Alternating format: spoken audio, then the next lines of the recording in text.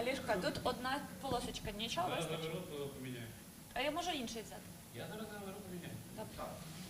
Всі православні, я включаю мікрофон.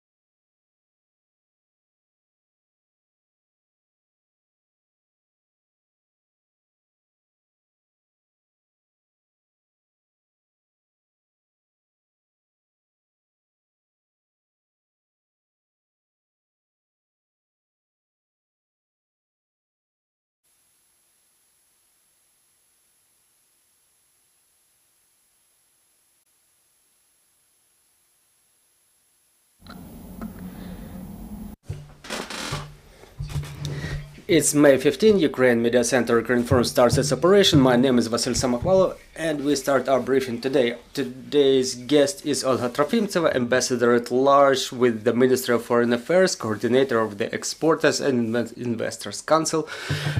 Good afternoon, Ms. Olga. Good afternoon. Good afternoon.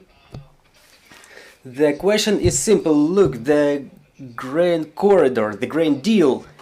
There's a lot of information around it. Russians withdraw the deal, then they renew their participation for some limited period with some remarks. So what is the situation for the time being currently? Now, what is the situation with the grain corridor? Thank you for this question. Today the situation, in fact, within the last week, what we've seen, there was another round of negotiations at the high level in Turkey. And we know they were bilateral and not only bilateral meetings by the representatives of Turkey and Russia on this matter. And the situation globally did not change a lot. We keep getting quite a contradictory information regarding the Great Deal and the possibility of its extension. On one hand, yes, some sources in the Russian government say, or those affiliated with Russian government, affiliated with the process of negotiations, they say that most likely Russia will agree to extend the deal for another 60 days. And it will depend on the progress of negotiations about another package agreement between Russia and the Organization of United Nations. And on the other hand, we keep hearing some formal statements that say that the Russians, for the time being, don't see any sense for themselves to extend the deal because the requirements, the terms and conditions of the agreement are not being complied with. Well, that's yet another manipulation, quite a serious manipulation by Russia, because we keep hearing again about someone hindering Russia in their exports of their fertilizers or their agrarian products. However, the figures for the 2022, they say completely different.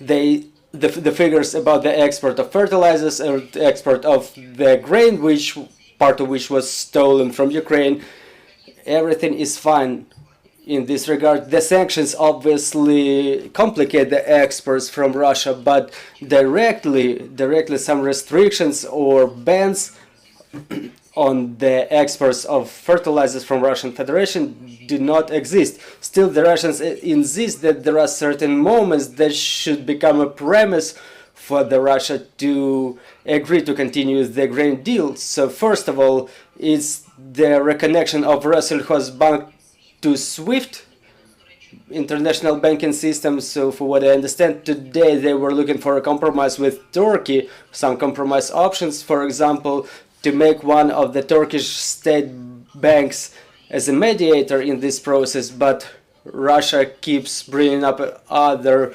issues, for example, the import of machinery and components and parts to Russia. So the import substitution does not work quite as well as Russian propaganda tries to say. So for the time being, the situation is kind of suspended in terms of operation of the grain corridor, because again, the signals we're getting, they're contradictory. Turkey says that seems like the deal is about to be extended by the 18th of May, but for what I know, there were no any additional negotiations planned for the next week, and there is no specific result about the extension of the grain deal. So, okay, talking about the 18th of May, what are the hypothetical scenarios for development of the situation? What are the milestones that we are going to rely upon? Well, based on what we have for the time being, the information available, I mean, one of the options will be Russia's consent to continue the operation of the grain corridor for another 60 days. As we see, almost it's already definite that there will be another tour of elections in Turkey, and it will influence the way the Russian government takes the decision, and they will try to take those another 60 days of extension for intensified dialogue, to take another attempt to ease some sanctions, for some ease in the conditions that they set in these negotiations as to the second component about the package that was signed between Russia and the United Nations. This is the most probable option, in my opinion. Why? Because the suspension of the grain corridor on the 18th of May, well, we cannot exclude this situation. We know that Russia is quite an unpredictable, I wanted to say partner, but obviously they're no partner at all, but they are a terrorist state, and as a terrorist state they keep acting illogically, and we may expect some provocations or some negative moments anytime, not regardless of any dates or milestones. So we cannot exclude this negative scenario, but still everybody keeps emphasizing the importance of continuation of the grain deal. Everybody keeps emphasizing it should continue operate for not another 60 days, but as it was stipulated in the basic agreement, for 120 days. And all those last weeks demonstrated how Russia does not comply with their obligations, even within the framework of this grain deal.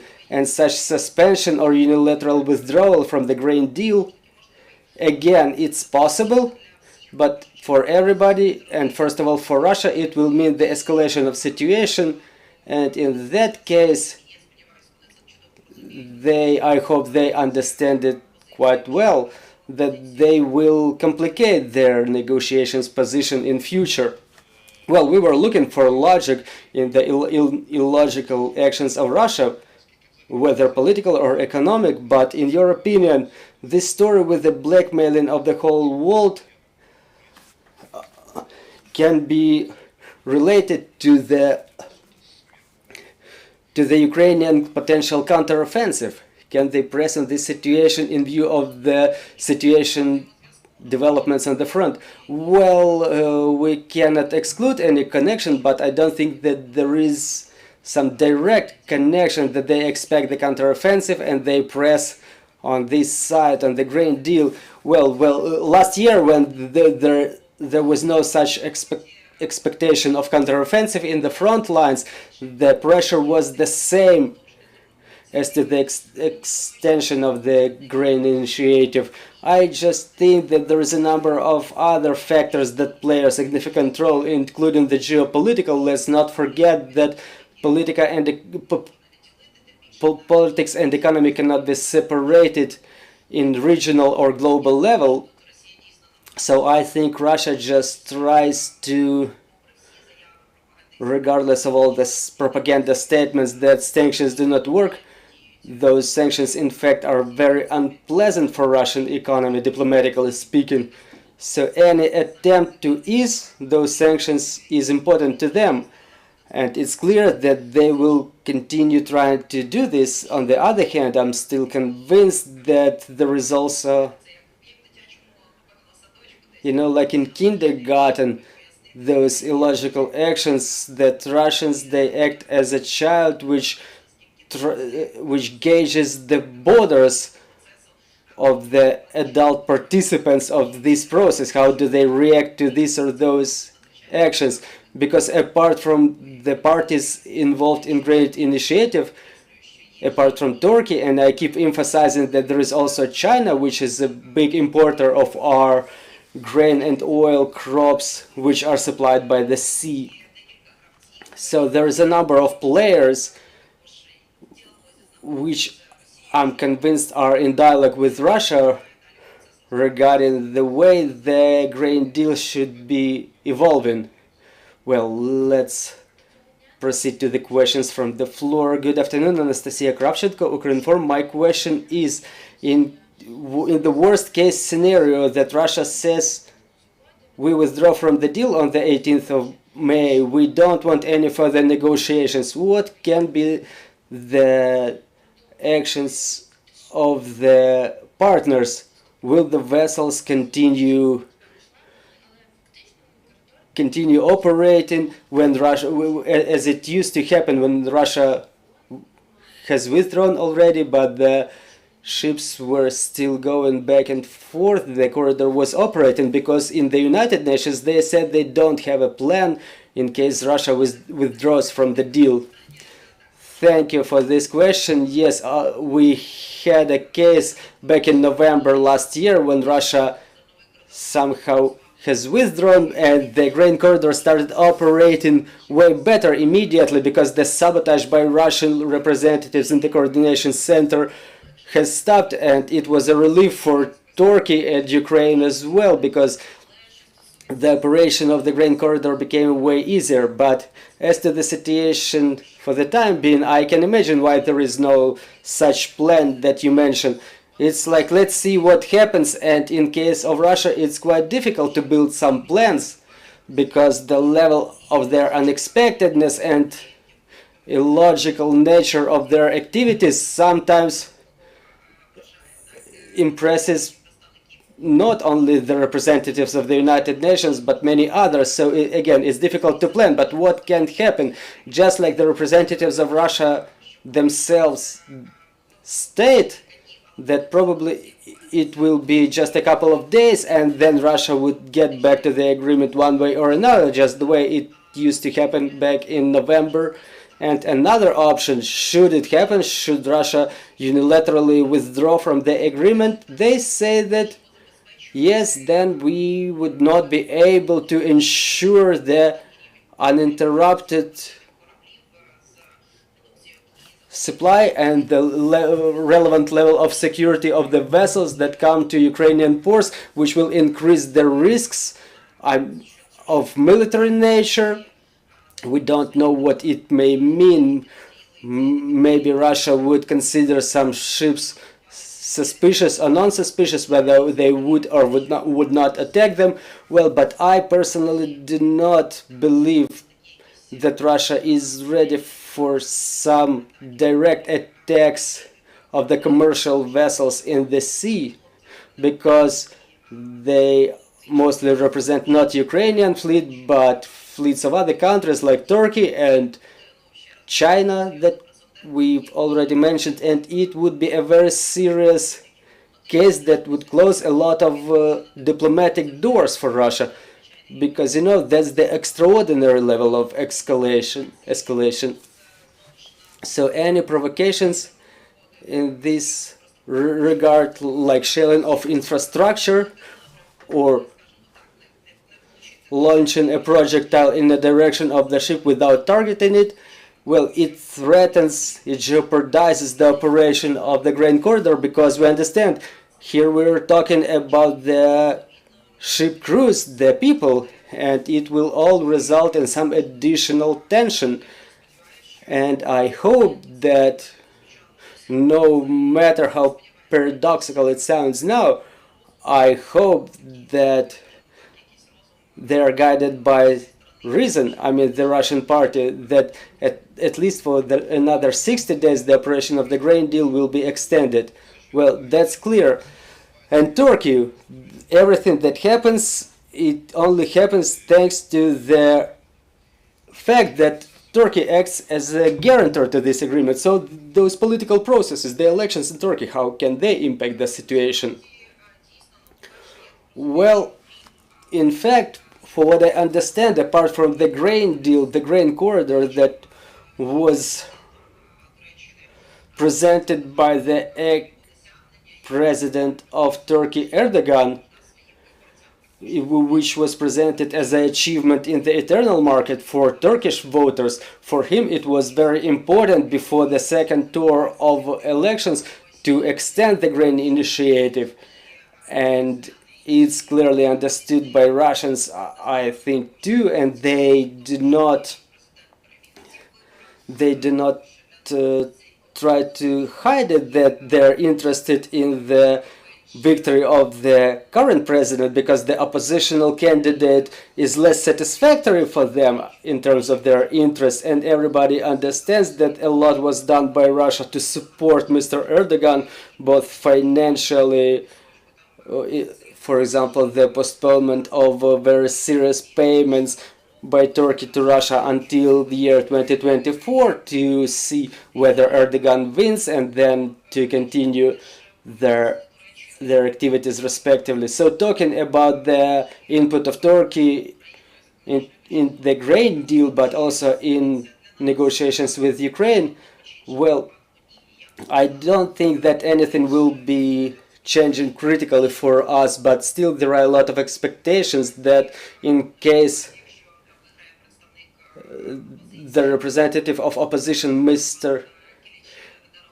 Kilic Daroglu, wins the elections, it will redirect to a certain extent or change the foreign policies of Turkey in terms, it will become more pro-Western, and Turkey will become probably more active in the dialogue within the framework of NATO and United Nations and European Union and the United States. So we don't expect any drastic changes, but we keep observing the situation, because this axis of relations, Turkey and Russia, it's extremely important, and the result of the elections will influence those relations.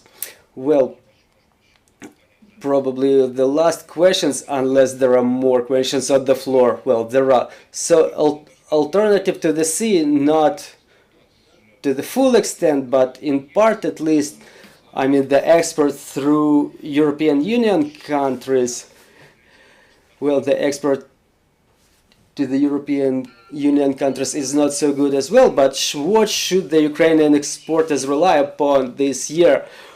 Well, many agrarians and experts who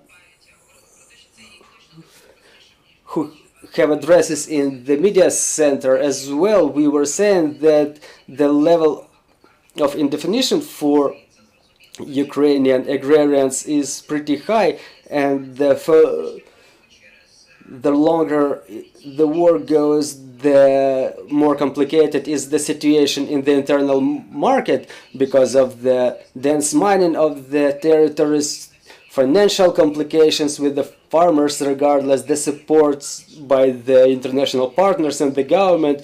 The situation is getting more complicated on the borders from the point of view of exports, because the seaways were always the easiest for us. And even looking at the last figures, what we've seen, that even in the view of the slowdown of the grain corridor, still 2.5 tons were exported through the Black Sea ports, and more than 1.4 million tons were exported through the ports of Danube.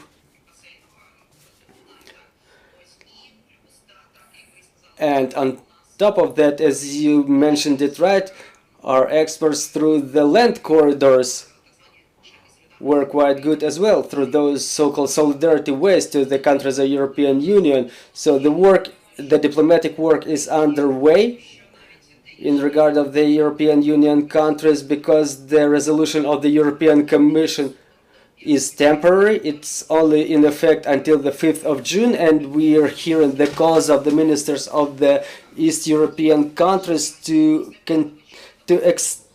extend the ban of imports of 4 types of products: corn, wheat, rape, and the sunflower seeds, to suspend their exports to those countries. And on the other hand, I can understand that there are certain processes going on within the European Union, because this resolution is in contradiction to the principles of solidarity and unity of the trade policy, which should represent not the interests not of some separate regions or groups of countries, but of all the European Union. This is why it's a diplomatic negotiations process going on about this resolution. So I can imagine that the situation with those solidarity corridors and the conditions for exports of our grain crops may improve this year. Thank you very much. So let's proceed to this last question. Well, my question is about grain corridor as well. Ukraine does not only export the grain, but we also operate within the framework of some humanitarian programs. I mean, how does this situation reflect on our humanitarian supply of grain? Well, it influences in a bad way, everybody understands it. And during the visit of the President Zelensky to Italy, if I'm not mistaken, one of the ministers of foreign affairs of Italy made a statement that Italy also hopes that and supports the further operation of the grain corridor, because here we're coming to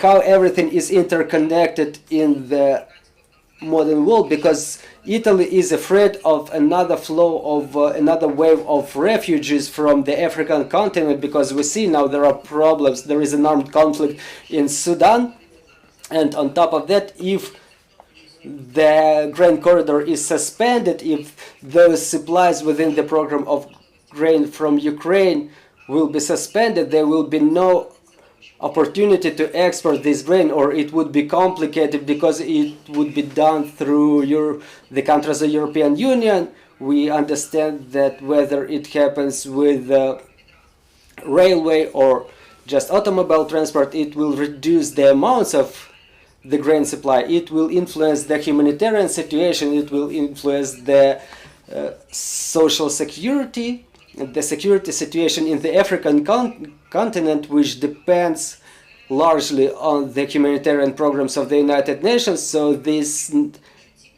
influence would be felt immediately. Those countries, it should be reiterated, Russia, as they say, they try to distort everything, you know, that they say that the grain doesn't really come to Africa, but the figures say completely different thing. A lot of the grain is being supplied through this grain corridor within the framework of Grain from Ukraine program. So the thing is that the grain is being supplied there right from the wheels. They don't have, those countries don't have money, they don't have funds to procure the grain, to create some reserves, and as soon as the supply is suspended, the famine situations emerge within a couple of weeks there. So it's all very closely connected, and it directly depends